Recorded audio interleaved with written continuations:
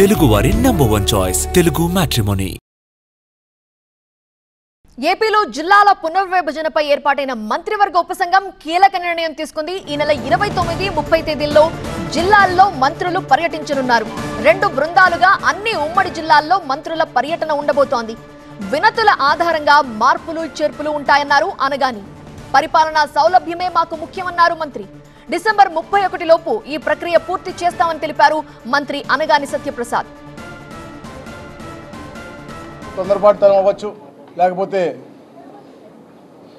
కొన్ని ఒత్తిడులు అవ్వచ్చు, అనుకూలంగా జరగలేదనే భావంతో ఒక జీవం ఏర్పాటు చేసి వాటికి పరిపాలనా సౌలభ్యం ఉండే విధంగా, అలాగే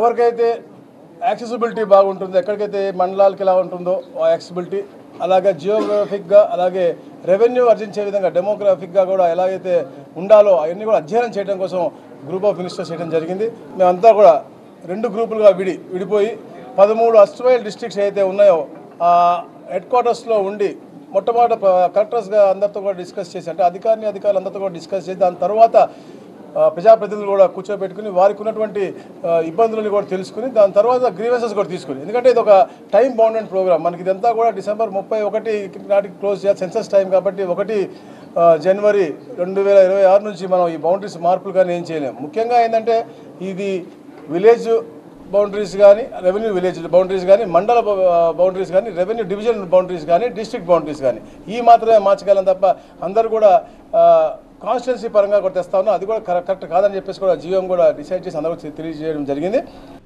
తెలుగువారి #1 చాయిస్ తెలుగు మ్యాట్రిమోనీ.